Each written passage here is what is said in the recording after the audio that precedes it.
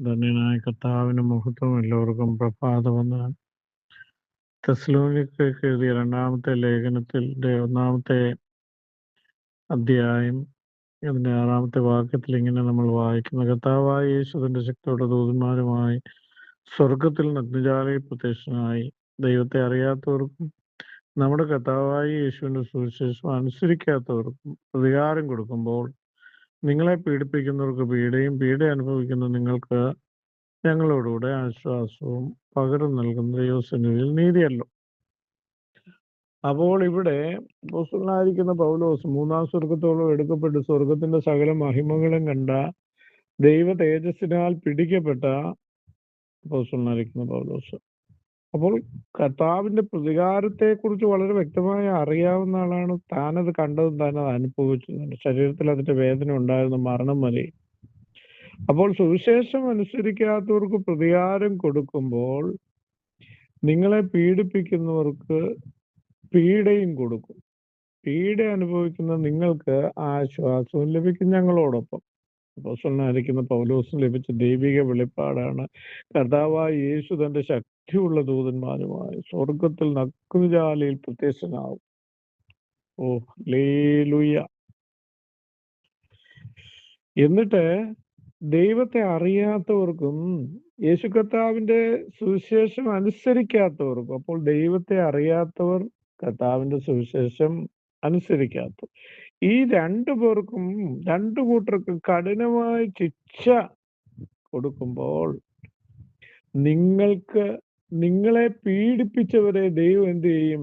ന്യായം വിധിക്കുമ്പോൾ അവർക്ക് പീഡയും നിങ്ങൾക്ക് ഞങ്ങളോടൊപ്പം ആശ്വാസം. അപ്പോൾ ദൈവത്തിൽ നിന്ന് ലഭിക്കുവാൻ പോകുന്ന വലിയ ആനന്ദത്തെ കുറിച്ച് തെസ്സലോനിക്കരോട് അപ്പോസ്തലനായിരിക്കുന്ന പൗലോസ് പറയും.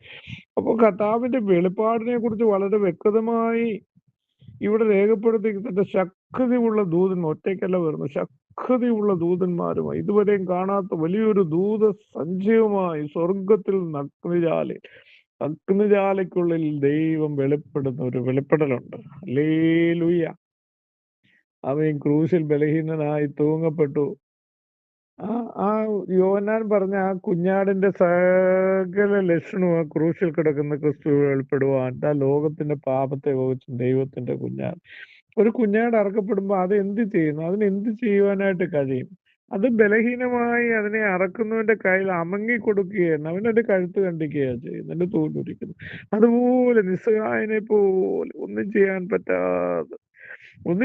പറ്റാതല്ല, ഒന്നും ചെയ്യുവാൻ അവന് അനുവാദമില്ലായിരുന്നു ഒന്നും ചെയ്യും. കാരണം ഒരു കുഞ്ഞാടായിരുന്നു, ഒരു മെരുങ്ങപ്പെട്ട, ഒരു ശാന്ത സ്വഭാവമുള്ള ഒരു കുഞ്ഞാട്. ലോകത്തിന്റെ പാപത്തെ മുഴുവൻ തന്റെ ശിരസിലോട്ട് അങ്ങോട്ട് ഏറ്റുവാങ്ങിയിട്ട് ആമേൻ അതിന്റെ രക്തം ആ കാൽവറി ക്രൂസിൽ അങ്ങോട്ട് ചീന്തപ്പെടുകയായിരുന്നു. പക്ഷെ എന്നും കർത്താവ് അതുപോലെ അല്ല ഇരിക്കുന്നത് കേട്ടോ. കർത്താവ് പറഞ്ഞു, നിങ്ങളുടെ ഒരു കർണത്തടിച്ചു കഴിഞ്ഞാൽ മറ്റേതൂടെ കാണിച്ചു കൊടുക്കുക. എന്നും കർണത്തടിക്കുമ്പോൾ മറ്റേ കർണം കാണിച്ചു കൊടുക്കുവാൻ ദൈവത്തിന്റെ ജനത്തെ അനുവദിക്കില്ല കേട്ടോ. നിങ്ങളെ പീഡിപ്പിക്കുന്നവർക്ക് തിരിച്ചു പീഡ കൊടുക്കുന്നവനും നിങ്ങളുടെ പീഡയിൽ നിങ്ങളെ വിടുവിച്ച് നിങ്ങൾക്ക് ആശ്വാസം തരുന്നവനുമായ ദൈവം. അതിനുവേണ്ടി അവൻ കർത്താവിന്റെ രണ്ടാമത്തെ വരവിനെ എവിടെ കുറിച്ചിരിക്കുന്നതെങ്കിൽ പോലും കർത്താവിന്റെ രണ്ടാമത്തെ വരവിന് മുമ്പേയും നമ്മുടെ ഓരോരുത്തരുടെയും ജീവിതത്തിൽ ഇതൊക്കെ തന്നെയാണ് നടക്കുന്നത്. നമ്മളെ പീഡിപ്പിക്കുന്നവർ ദൈവം നിശ്ചയമായും പീഡിപ്പിക്കും. ദൈവത്തിന്റെ വചനം ആരംഭം മുതൽ അവസാനം വരെ പരിശോധിച്ചു നോക്കിയാൽ നമുക്ക് മനസ്സിലാക്കുവാൻ കഴിയുന്നു. ദൈവജനം എവിടെ പീഡിപ്പിക്കപ്പെട്ടിട്ടുണ്ടോ അവരെല്ലാം ദൈവം നന്നായി മുറിവേൽപ്പിച്ചിട്ടുണ്ട്.